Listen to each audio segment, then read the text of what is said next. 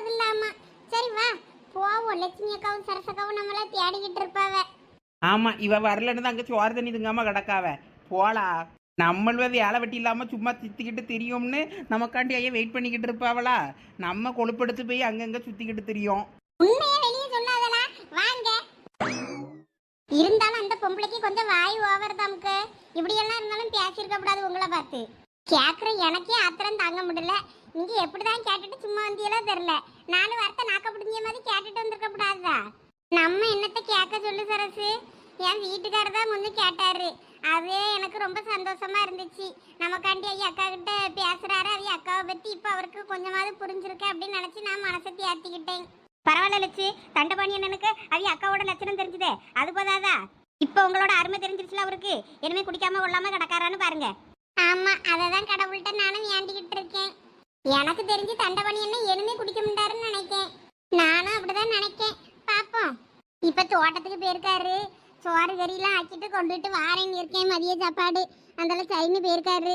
நானும் இந்த ஓலைய நினச்சி போட்டுட்டு குறை போடலாம் 4 பாய்க்கு முனையெல்லாம் நான் பார்க்கேன். இது முனையே பட மாட்டேங்குது. அடுப்புல சோறு கிடக்கு, போய் பார்த்துட்டு வரட்டுமா? மீன் கறி வேற வாரானான்னு பார்க்கணும். மீன் கறி தான் வச்சு கொண்டாருன்னு சொல்லியிருந்தேன். எக்க இன்னைக்கு கிளம்ப தெரியாம சொல்லிட்டு இருக்கேன்னு நினைக்கிறேன். இன்னைக்கு செவ்வாய்க்கிழமை. இன்னைக்கு எங்க மீன்காரன் வருவான்? ஐயா ஆமால்ல, நான் தான் கிளம்பியே மறந்துட்டேன் போல இருக்கு. அப்ப வேற கறிதான் ஏதாவது ஒண்ணு வச்சு கொண்டு போகணுமா? நான் மீன் வரும் பாப்பன்ல அண்ணங்கன வந்து உட்கார்ந்தேன். வீட்டுக்குள்ள இருந்தா சத்தம் கேட்காது. இங்கே உட்கார்ந்துருந்தாதான் அவன் வேறது தெரியும்னு நான் வந்து உட்கார்ந்துருக்கேன். எனக்கு இந்த ஓர்மையே இல்லை பத்துக்க. மூளையே வேலை செய்ய மாட்டேங்குது. சரி அப்ப நான் போய் அடுப்பை பார்த்துட்டு வரேன்.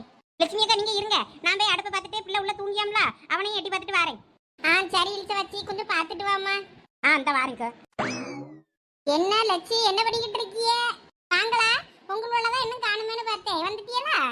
ஆமா, இவ்வளவு நேரம் எங்களா போனீங்க? அவங்களுக்கு என்ன வீட்டுல ஒரு வேலை கிடையாது.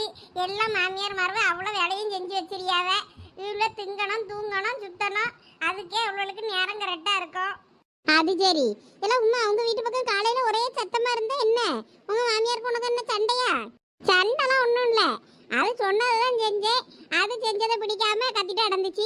நீ பாட்டுக்கு கத்துன்னு நான் பாட்டுக்கு போயிட்டேன். என்னலா சொல்ற? அது என்ன சொல்லிச்சு, நீ என்ன செஞ்ச? காலையிலே தெரு பெருக்கிட்டு இருந்துச்சு.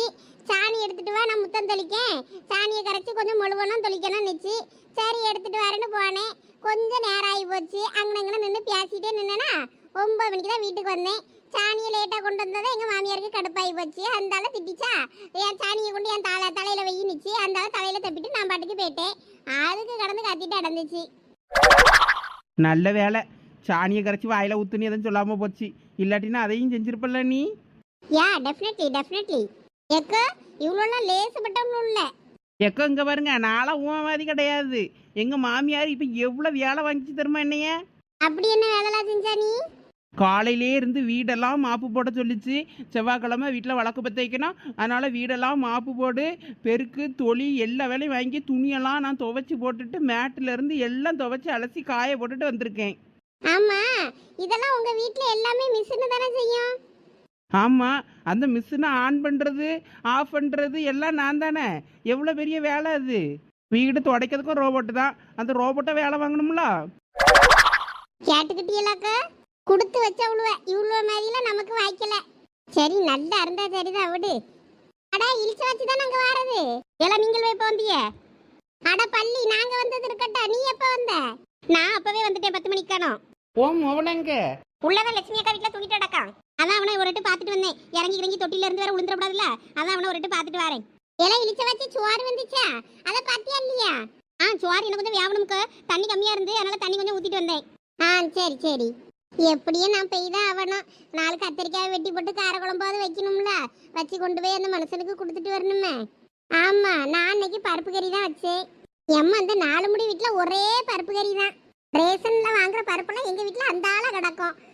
எங்களுக்கு பருப்பு கறினா இறங்காது. என்னனிதான் உங்கள வீட்டில் நீங்களாம் பருப்பு கறி திங்கியெல்லாம் தெரிலம்மா. எனக்கு பருப்பு ரேஷன்ல வாங்குறதும் பத்தாம நான் வெளியில கடையில வாங்கிட்டு அடக்கேன். வேணா எங்க வீட்டில் அந்த ஆளா கிடக்கு, காசு கொடுத்து வேணா வாங்கிக்கிடுங்க. அப்பையும் பாரு, காசு கொடுத்து வாங்குங்கால. ஆமா, வேற 4 முடி கடையில காசு கொடுத்து வாங்குறத நம்ம கிட்ட வாங்கினா என்ன? சரில, நீ ரேஷன்ல அதை என்ன விலைக்கு வாங்குறியோ அந்த விலையை சொல்லு, நான் வாங்குறேன். அப்புறம் வாங்க தாரேன். சரிடே, நீங்கள் இருந்து பேசிக்கிட்டு இருங்க. நான் போய் கறி மட்டும் வச்சு விட்டுட்டு வரேன். சரிக்கா, அடுப்புல போட்டு விட்டுட்டு வாங்க அப்போ. ஆமா, 2 தக்காளி வெங்காயத்தை வெட்டி போட்டு கத்திரிக்காய் முருங்கைக்காய் ஏதாவது கடக்கதை பார்த்து வெட்டி போட்டு விட்டு புளியை கரைச்சி விட்டு எல்லாம் குழம்பெல்லாம் கூட்டி போட்டு வாரேன். அப்போ லட்சுமி அக்கா வீட்டில் இன்னைக்கு கார குழம்பா? ஆமா, எங்க வீட்டுக்காருக்கு சாப்பாடு கொண்டு போன மதியம் அதான். பாடுறா லட்சி பழையபடி தண்டபாணி அண்ணனுக்கு சோறு கொண்டுகிட்டு தோட்டத்துக்கு போக ஆரம்பிச்சிருவாவ பெண்ணுமே. ஆமா, வேற போனோம்ல. ஆத்துக்காரர் இவ்வளவு நாள் மிஸ் பண்ணிருக்காவ. இனிமே ஆசாசையா இனிமே எல்லாம் சமைச்சு கொண்டு போய் கொடுப்பாவ. சும்மா இருங்களா, நான் சோறு கறி ஆக்கிட்டு வாரேன். நீங்கள் வேற இருந்து பேசிட்டு இருங்க. நமக்கு இந்த பாய் முனைய தெரியல, நம்மளும் முனைஞ்சு பார்ப்போமா? என்ன ஓலையை அங்க ஒரு மடக்கு அங்க ஒரு மடக்குன்னு மாத்தி மாத்தி மடக்கணும், அவ்வளவுதானே. நம்ம ட்ரை பண்ணி பார்ப்போம். ஏன்னா பெரிய பொண்ணு, நம்மளும் பேசாட்டிக்கு லட்சுமி அக்கா கூட தோட்டத்துக்கு போகுமா? தோட்டத்துக்கு போய் ரொம்ப நாள் ஆச்சு. ஏதாவது கடந்தா பறிச்சுட்டு வருவோம். போவோம். கொஞ்சம் கீரை கீரைலாம் கிடக்கும்ல, பறிச்சுட்டு வருவோம். சிம்ரனுக்கு கீரை வச்சு கொடுக்கணும், சோறு கொடுக்கணும்னு எங்கள் மாமியார் சொல்லிக்கிட்டே இருந்துச்சு. கீரையே வாங்க முடியல, கிடைக்க மாட்டேங்கன்னு. அங்கே போனோன்னா தோட்டத்துக்கு போனோன்னா கோரவையில் வரிசையாக நிற்கும்ல, அங்கனே பறிச்சுக்கிடலாம். ஃப்ரெஷ்ஷாக இருக்கும். கீரை தான் அங்கே எங்கே கிடக்குது, எவ்வளோ கிடக்குது. அது யார் தோட்டத்துக்குள்ளேயாவது பூந்தாதான் பறிக்கலாமே. ஏன்ட்ட கேட்டிருந்தா நான் உனக்கு பறிச்சு தந்துருப்பேன்ல. சரி விடு, இன்னைக்கு லட்சுமி அக்கா தோட்டத்துக்கு போகிறோம்ல, போகிற இடத்துல பறிச்சுக்கிடலாம். முக்கியமா லட்சுமி அக்கா தோட்டத்துல என்னத்தை பறிக்கமோ இல்லையோ, அதுக்கு பக்கத்துல உள்ள தோட்டத்துல மாங்காய் சீசனும் மாங்காய் எவ்வளவு காய்ச்சி கிடக்குன்னு பார்க்கணும். மே மாசத்துல சீசன் ஆரம்பிச்சிரும்ல, அப்ப அங்க போய் வேட்டையாடிடணும். என்ன அதுக்கு இன்னும் நாள் நிறைய கிடக்கு. இப்போதான் பூத்துருக்கோம். என்ன பூ வைக்கிறோம், அது பிஞ்சு வைக்கணும், காய்ச்சி பருமனாவனா, அதெல்லாம் நாள் இருக்கு. இல்ல சொன்னேன். எனக்கு லட்சுமி அக்கா தோட்டத்துக்கு போனால் கலங்கு பிடுங்கணும். கலங்கு ஞாபகப்படுத்தேனே, நான் மறந்து போயிருது. ஆமல்ல, கலங்கு பிடிங்கி சுட்டு திங்கலாம்ல. அப்ப இன்னைக்கு பின்னாடியே கிளம்பிடுவோம். என்ன என்னடா 2 பேரும் அப்படியே குசு குசுன்னு பேசிக்கிட்டு இருக்கியே, எங்களுக்கு தான் சொல்லுங்களா. அது ஒண்ணும் இல்ல நாலுமுடி. ஆமா, உங்க தோட்டத்துல கிழங்கு கிடக்கா? ஆமா கிடக்கு. விளைஞ்சிருச்சா? ஆமா விளைஞ்சிருக்கோம். நானும் போனோம், போய்